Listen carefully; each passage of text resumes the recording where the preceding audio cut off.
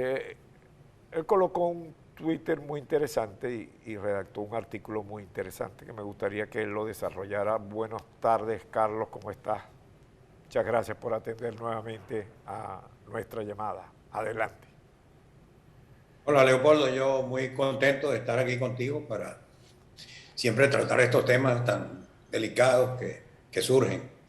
Estamos hablando entonces del tema de la agresión que contra Colombia se viene ejerciendo desde Venezuela y bajo el amparo, y más que el amparo, con la participación activa del gobierno de Nicolás Maduro, a través de los grupos subversivos, de los grupos terroristas, de FARC, ELN, que vienen causando graves daños a Colombia, con la evidente intención de asaltar la institucionalidad colombiana. Es un ataque armado el que se viene ejecutando por años contra Colombia. Entonces, yo me he preguntado por qué Colombia no se defiende de eso. ¿Cómo es que solamente se producen ruedas de prensa y declaraciones cuando se está ante una amenaza de esa categoría? El presidente Duque denunció en estos días el atentado que a su vida se ejecutó cuando un grupo fascineroso atacó a tiros al helicóptero donde viajaba y lo mantuvo pues casi al borde de destruirlo. Entonces, y se mostraron las fotografías y hubo una rueda de prensa que dio nada menos que el ministro de la Defensa de Colombia, teniendo al lado al fiscal general.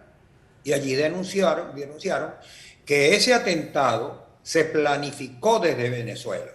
Posteriormente incluso han producido informaciones de que el armamento utilizado también provenía de Venezuela. Al lado de esto tenemos que hay constataciones de que los jefes guerrilleros están instalados en Venezuela, en Caracas incluso, y algunos de ellos pues en la frontera.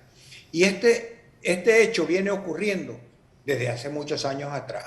Recordamos que en el 2008 se produjo una acción de la Fuerza Aérea Colombiana contra el campamento que mantenía el jefe guerrillero Raúl Reyes en la frontera entre Colombia y Ecuador. En aquella oportunidad, entonces, el gobierno de Colombia ejecutó una acción con la aviación militar y destruyó, acabó con aquel campamento guerrillero y además ocupó una gran cantidad de computadoras con las que se manejaba allí informaciones vitales de mucha importancia. Habían, imagínate, 37.000 documentos y contenidos importantes que fueron sometidos a una investigación formal de Interpol. Interpol en aquella oportunidad emitió un dictamen, un informe, donde calificó, después de haber hecho los exámenes técnicos correspondientes, que lo que se había incautado, que ese material era un material que no estaba manipulado, era real, era verídico y que podía ser utilizado judicialmente. Ahora, Por cierto que perdón, no, Leopoldo, no, dime. perdona, termina tú la idea que ibas a... Ok, ese informe fue llevado a la Corte Constitucional de Colombia y entonces allí se produjo una decisión de que no iba a entrar a calificar el material porque eran pruebas obtenidas ilegalmente. No se habían cumplido los requisitos legales para obtener la prueba. No se le había pedido permiso al gobierno de Ecuador, que es donde estaba el campamento y donde se ejecutó la ocupación, para realizar aquella operación. Entonces yo digo, bueno, está bien, legalmente no es posible hacer uso de esos medios de prueba, porque aquella teoría, ¿te acuerdas, Leopoldo, Bueno, del pero árbol, que el no fruto del había, árbol en envenenado? ese argumento se dijo que no había la pureza de la prueba, pues. La prueba está poco No, contaminada. la prueba no fue atacada en cuanto a su credibilidad y a su pureza, sino en cuanto A su a la obtención. pertinencia.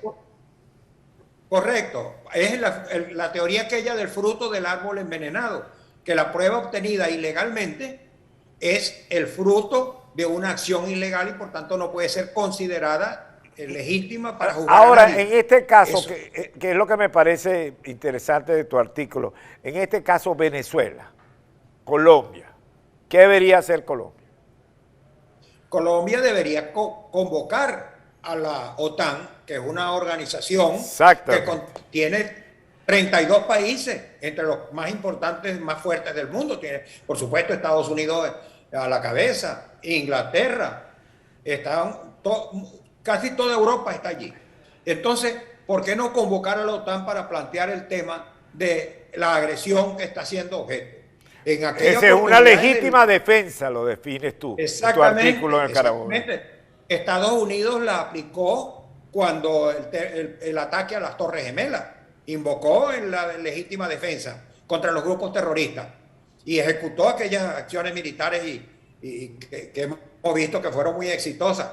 Entonces Colombia por lo menos debería intentar convocar a la OTAN, porque le costó mucho trabajo a Colombia ingresar a ese pacto, a ese tratado. Comenzó haciendo diligencias para ello en el 2013 y fue en el 2018 cuando le vinieron a aprobar que se asociara al tratado. Entonces, hubo consulta, además de la decisión del Ejecutivo que firmó Álvaro Uribe, firmó la integración a la OTAN como socio. Le correspondió la prosecución de esas gestiones a Juan Manuel Santos, quien las continuó, las aprobó la sala el Tribunal Constitucional colombiano, siguiendo todos los pasos de la Constitución de Colombia, y también el Congreso colombiano le dio su aprobación.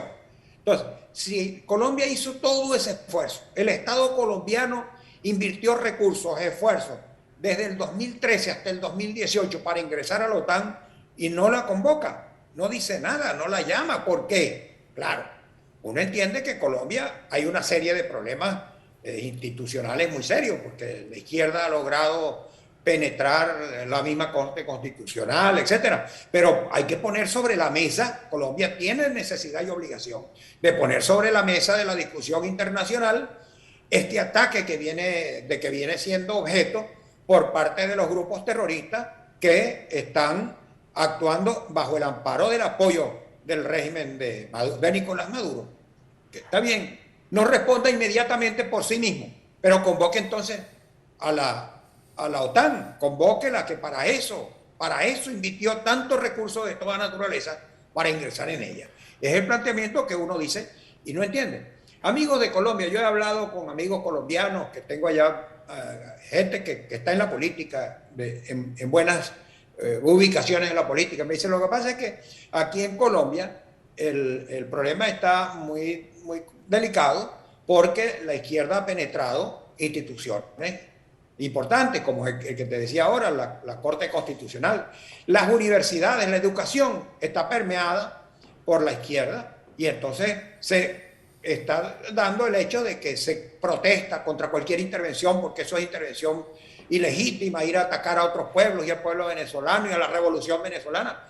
Eso es lo que la temática colombiana impide una respuesta unilateral. Pero todo eso habría que ver si resiste un análisis desde el punto de vista del Tratado de la OTAN, que está hecho para eso, para la autodefensa.